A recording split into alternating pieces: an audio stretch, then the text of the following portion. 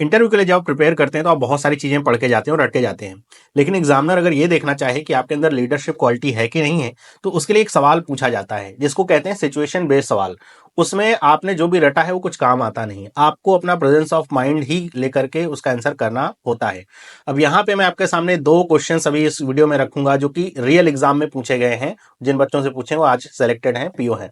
तो उन क्वेश्चंस का आपको आंसर कैसे करना है और क्या खराब आंसर होगा और कैसे इस तरह के क्वेश्चंस को आपको आंसर करना चाहिए, क्योंकि ये ऐसे सवाल होते हैं जिन्हें आप रट नहीं सकते हैं, बल्कि ये हर एक पैनल के लिए अलग हो सकता है। उस समय एग्जामिनर के दिमाग में क्या चल रहा है उसके ऊपर आधारित रहता है।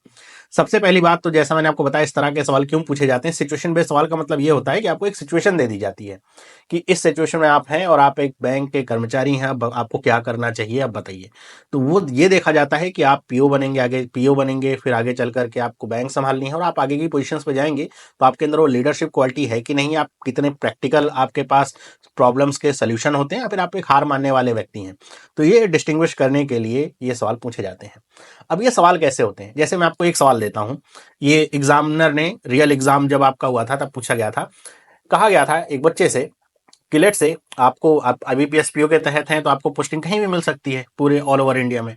तो ये कहा गया कि मान लीजिए आपको पोस्टिंग, वो नॉर्थ का बच्चा है तो उसको पोस्टिंग दे दी जाती है कहीं साउथ की किसी एक छोटी ब्रांच में पोस्टिंग मिलती है। आप पहले दिन जा रहे हैं अपनी ज्वाइनिंग लेने के लिए, या फिर आपने ज्वाइन कर लिया, पहले दिन जा रहे हैं बैंक में।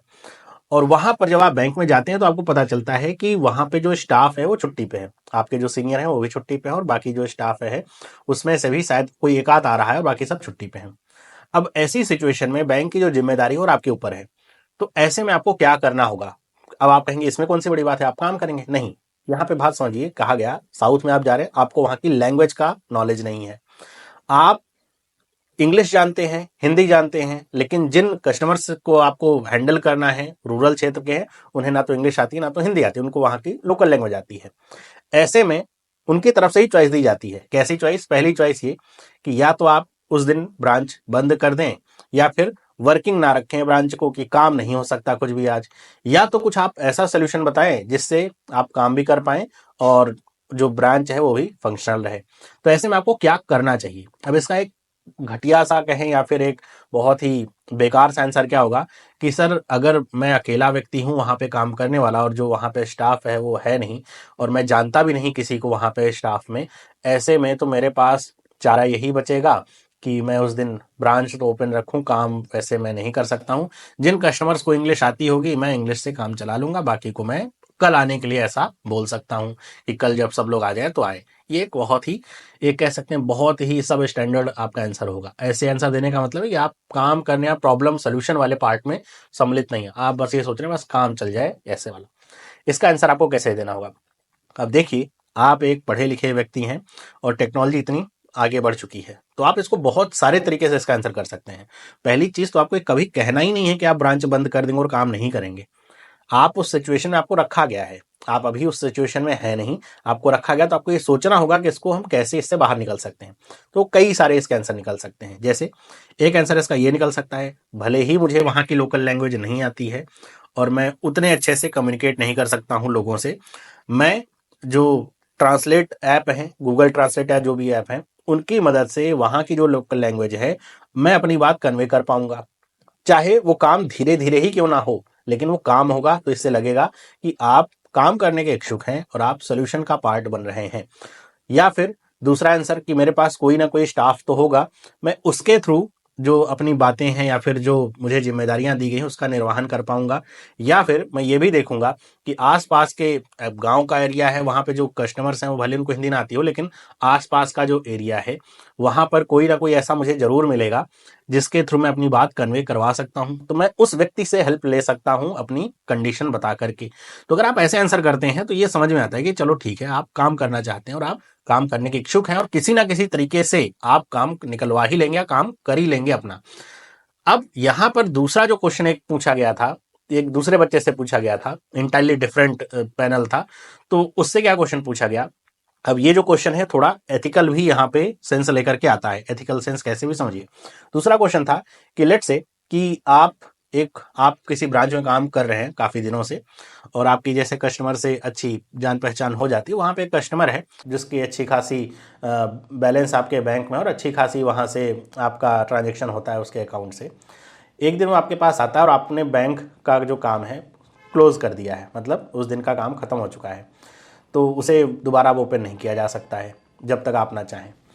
तो वो आपके पास आता है कि अच्छा हॉस्पिटल में उसे कुछ पैसे की ज़रूरत पड़ रही है, या फिर कुछ हॉस्पिटल सिचुएशन थी, ऐसी कुछ सिचुएशन जिससे उसमें इमरजेंसी पैसे की ज़रूरत पड़ रही है।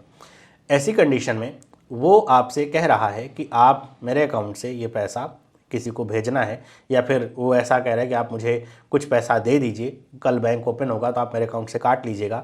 आपको क्या करना चाहिए? उसमें एथिकल सवाल ये है कि जब आपने एक बार बैंक बंद कर दिया है तो आपको क्या दोबारा बैंक वापस से खोलना चाहिए, ओपन करना चाहिए, या फिर नियम के अनुरूप? अब यहाँ पे एक सवाल, वहाँ पे एक कंडीशन दी गई थी कि अगर आप बैंक फिर से दोबारा ओपन करते हैं तो आपको उसका परिणाम भुगतना पड़ सकता है, या फिर कुछ ऐसे नेगेटिव इम्पैक्ट पड़ सकता है आपके ऊपर।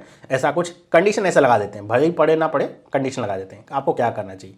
तो यहाँ पर एक ये बात है कि आपको एथिकली क्या करना चाहिए, और एक ये बात होती है कि आपको जो नियम कानून है उसके अनुसार क्या करना चाहिए। ऐसे में इसका जो आंसर होता है ना, वो टोटली डिपेंड करता है कि सामने वाला जो इंटरव्यूअर है वो किस तरीके से आपके आंसर को सोच रहा है। लेकिन आपको कैसे आंसर करना है कि थोड़ा पॉलिटिकली करेक्ट रहते हुए आप आंसर कर सकते हैं। ऐसे में यहाँ पे आप ये क्वेश्चन, आप आंसर ऐसा कह सकते हैं कि चूंकि सर मैं बैंक तो ओपन नहीं कर सकता क्योंकि बंद हो चुकी है, नियम के अनुरूप नहीं होगा बैंक को ओपन करना, तो ऐसे में मैं उससे ये कह सकता हूँ, चूंकि मैं उसे जानता हूँ, उसका ट्रांजेक्शन वगैरह काफ़ी अच्छा होता है, कोई ऐसा कस्टमर है नहीं जो भाग जाए, मैं उसे अपनी तरफ से कुछ हेल्प कर सकता हूं, मतलब पर्सनल ग्राउंड पे जाकर के हेल्प कर सकता हूं। दूसरा आंसर इसका ऐसा रह सकता है कि चूंकि सर मैं जानता हूं कि वो अच्छा कस्टमर है, ट्रांजैक्शन उसके अच्छे रहते हैं, तो मैं ये कर सकता हूं कि बैंक को दोबारा ओपन कर सकता हूं उसके लिए, और फिर जो ट्रांजैक्शन करने को कहा जा रहा है वो कर सकता हूं उसके लिए। तो देखिए जो दूसरा आंसर होगा उसमें ये होगा कि आप कहीं ना कहीं इमोशन या पर्सनल बायस के शिकार हो सकते हैं, और ऐसे में आगे चल करके, भले ही यहाँ पे सही सिचुएशन है, आगे चल करके आपका फ़ायदा भी उठाया जा सकता है, क्योंकि आप नियम कानून को ताक पे रख रहे हैं, अपनी जो थोड़ी सी अंडरस्टैंडिंग है उसको देखते हुए, या फिर कस्टमर के को देखते हुए। तो ऐसे में आपको बायस किया जा सकता है, आगे इन्फ्लुएंस किया जा सकता है किसी ना किसी कंडीशन पे। तो ये आंसर थोड़ा करेक्ट नहीं होगा। करेक्ट आंसर ये होगा कि आप अपने जो बैंक के नियम कानून हैं उनको पूरे सबसे हाईएस्ट प्रायोरिटी पे रखें, और उसके बाद ही आपको कुछ सोचना रहता है। तो ऐसे आप अगर क्वेश्चंस को देखें, ऐसे बहुत सारे क्वेश्चंस पूछे जाते हैं, इसको कहा जाता है सिचुएशन बेस्ड क्वेश्चंस, जिसमें आप अगर सिर्फ आंसर करने के लिहाज से आंसर करेंगे तो बहुत गलती में पड़ जाएंगे, आप फिर बहुत बुरे फंस जाएंगे। कैसे आंसर करना है? सबसे पहला काम यह है कि आपको जो एग्जामिनर उसके पूरे क्वेश्चंस को ध्यान से सुनना है, जो रिस्ट्रिक्शंस हैं उनको ध्यान से समझना है, क्या रिस्ट्रिक्शंस हैं। जैसे पहले क्वेश्चन में था कि आपको हिंदी इंग्लिश आती है, वहाँ को ना तो हिंदी आती ना इंग्लिश आती, कि लोकल लैंग्वेज आती है, आपके स्टाफ में भी कोई नहीं है, ऐसे करके उसके अनुरूप आप थोड़ा सा समय मांग सकते हैं। सर कि क्या मैं 10 सेकंड 20 सेकंड या 1 मिनट सोच सकता हूँ फिर आंसर करूँ, क्योंकि भाई प्रॉब्लम आती है तो सोचने का समय सबको दिया जाता है, उसमें कोई बुराई नहीं होगी। आपको ये नहीं कहा जाएगा नहीं नहीं आप सोच नहीं सकते, आप तुरंत बताइए। तो आप सोचिए, समझिए, और उसके बाद आंसर में आपको क्या रिफ्लेक्ट करवाना है। आपको कभी भी अपने काम से भागते हुए नहीं दिखाई देना है कि अच्छा ठीक है नहीं हो पा रहा तो हम नहीं करेंगे सर, या फिर हमसे हो ही नहीं पाएगा, ये कंडीशन ही ऐसी है कि हम यहाँ कुछ नहीं कर सकते, ये नहीं रिफ्लेक्ट करो ना, आपको सोल्यूशन बताना होगा।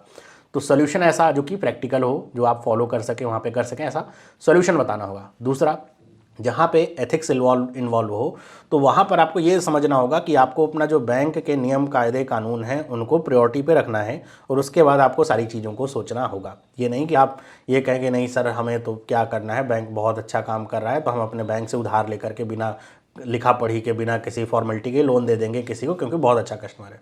तो ये सब चीज़ें आपको नहीं करनी है। तो आपको सोचना समझना है, आपको अपने आप को कैसे रिफ्लेक्ट करवाना है कि आप एक लीडर हैं, आप एक प्रॉब्लम सॉल्वर हैं, आप नियम कानून को मानने वाले हैं और उनकी इज्जत करते हैं और उनको पूरा तरीके से पालन करते हैं। ऐसे आपको वहाँ पे अपने आप को प्रेजेंट करना होगा। इसके अलावा अगर आप अपने आप को आलसी दिखा रहे हैं, प्रॉब्लम से भागने वाले दिखा रहे हैं, बहुत जल्दी दूसरों से इन्फ्लुएंस हो जाने वाला दिखा रहे हैं, इमोशनल अपने आप को दिखा रहे हैं बहुत ज़्यादा कि नहीं नहीं कोई बात नहीं है, हम तो सब कुछ दांव पे लगा देंगे, तो फिर ये आपके लिए प्रॉब्लम वाली बात होगी। तो एक पर्सनालिटी टेस्ट है जिसे आपको पास करना होगा। बाकी इस तरह के और वीडियोज़ अगर आपको चाहिए तो चैनल को सब्सक्राइब कर लीजिए। ये वीडियो अगर अच्छा लगे तो वीडियो को लाइक करिए। मिलता हूँ आपसे अगली वीडियो में।